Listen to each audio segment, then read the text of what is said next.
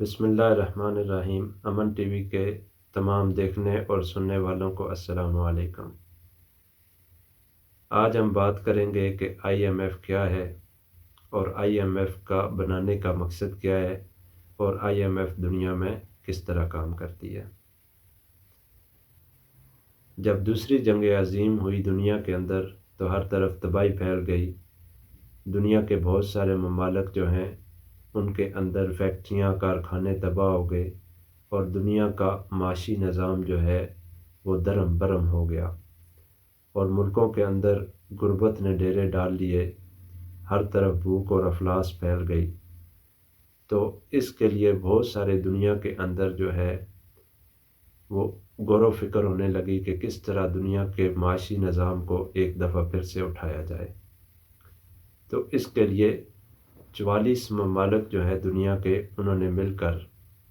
امریکہ کے اندر ایک میٹنگز ہوئی اور اس کے اندر انہوں نے غور و فکر کیا کہ کس طرح دنیا کے اندر معاشی نظام کی بحالی کے لیے ایک ادارہ قائم کیا جائے۔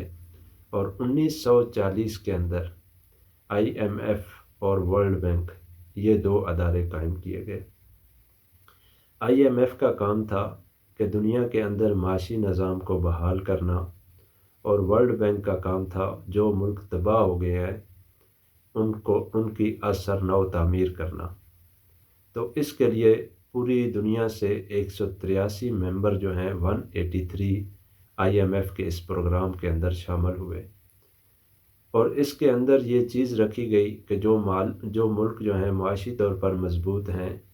وہ ممالک آئی ایم ایف کو اپنی آمدن کا کچھ حصہ دیں گے، اس کے اندر مختص کریں گے۔ تو آئی ایم ایف جو ہے وہ ممالک جن کے اندر بحران ہو، معاشی بحران ہو، یا کچھ حادثاتی طور پر کسی ملک کے اندر کوئی مسئلہ پیدا ہو جائے، اس سے کچھ بحران پیدا ہو جائے جس طرح زلزلہ وغیرہ یا اس طرح کی چیزیں ہو جائیں، تو آئی ایم ایف جو ہے ان ملکوں کی مدد کرے گا، انہیں آسان قرضے دے گا۔ میں آپ کو آسان طور پر یہ بات سمجھاتا ہوں کہ مثال کے طور پر ایک مارکیٹ ہے، اس کے اندر 50 دکانیں ہیں، تو وہاں پر زلزلہ آیا یا طوفان آیا تو کچھ دکانیں جو ہیں وہ تباہ ہو گئیں۔ تو اب جو لوگ بچ گئے یا جن کے کاروبار وغیرہ بچ گئے یا کچھ سرمایہ دار جن کے پاس سرمایہ ہے، ان سب نے بیٹھ کے ایک میٹنگ کی کہ کس طرح جو ہمارے بھائیوں کے کاروبار تباہ ہو گئے ہیں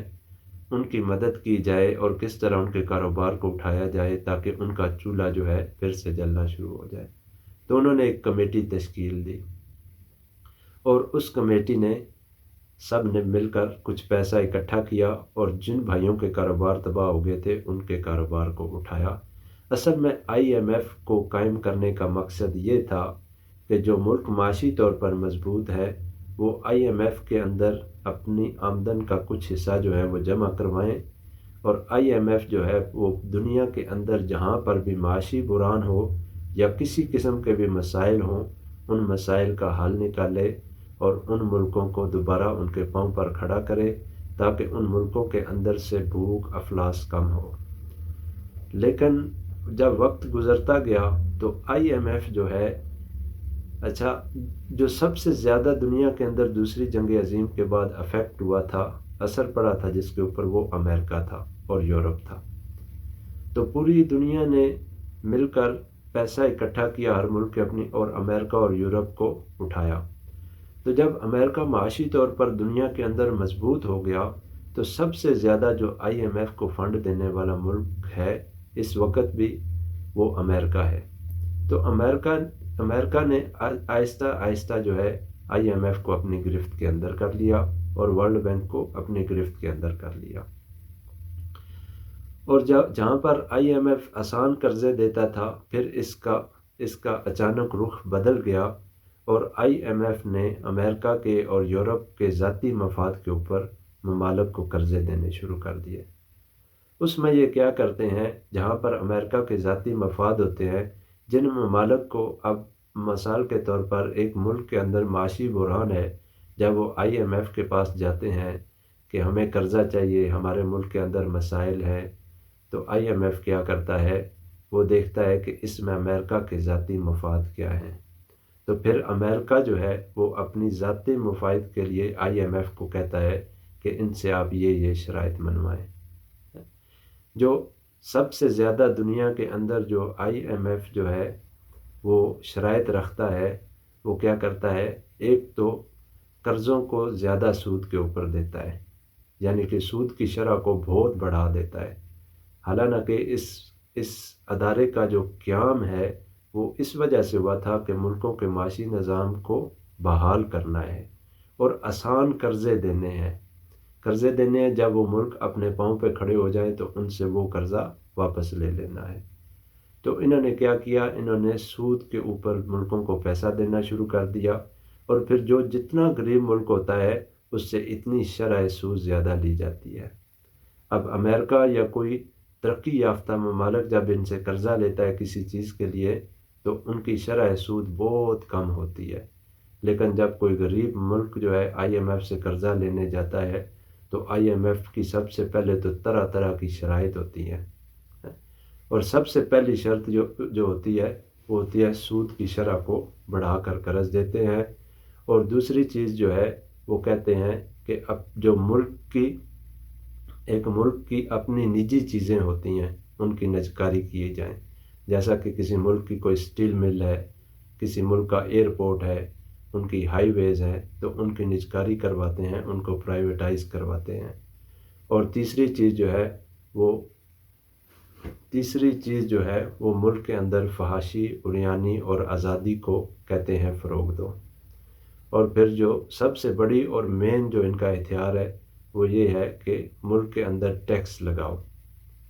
کہ ٹیکس کی شرح اتنی زیادہ ہو کہ مہنگائی بہت زیادہ ہو جاتی ہے،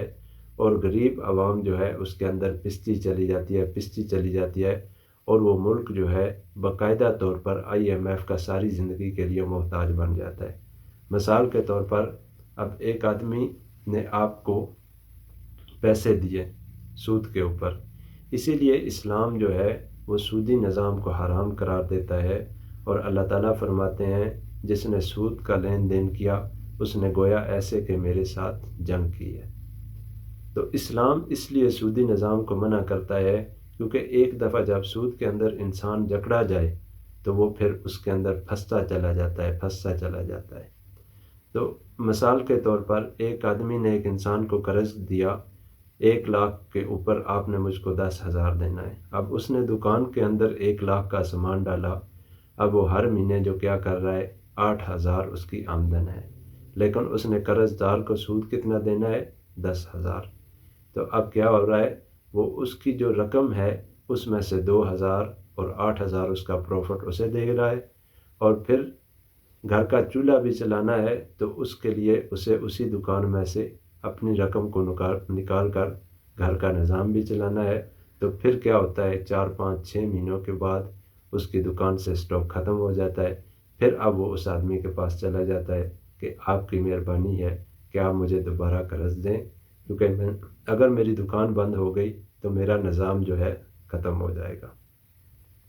اب وہ جانتا ہے وہ مجبور ہے، اب وہ کیا کرتا ہے، وہ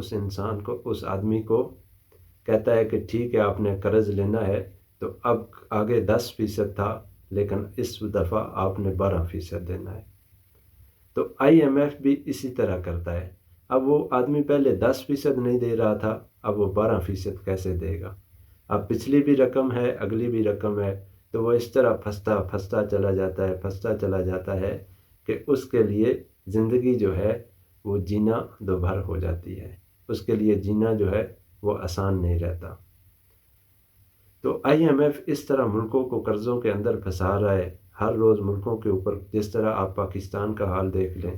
کہ ہر روز جو ہیں قرضہ جات بڑھ رہے ہیں۔ اس دفعہ بھی پاکستان نے 8 ارب جو ہیں وہ صرف قرضوں کا جو اس کا سود ہے اس کے لیے مختص کیے ہیں بجٹ میں سے۔ تو اللہ تعالیٰ ہمیں IMF کے اس چنگل سے بچائے، اور اللہ تعالیٰ ہماری حفاظت فرمائے۔ ہم نے اللہ تعالیٰ کے ساتھ جنگ کر لی ہے تو اللہ تعالیٰ آسان فرمائے اور ہم کسی طرح اس IMF کے چنگل سے آزاد ہو جائیں۔ انشاءاللہ ہم آگے بات کریں گے کہ کیا کوئی طریقہ ہے کہ IMF کے چنگل سے نکلا جا سکتا ہے۔ انشاءاللہ اس پر ہم آگے دوسری ویڈیو کے اندر بات کریں گے۔ جزاکم اللہ خیر۔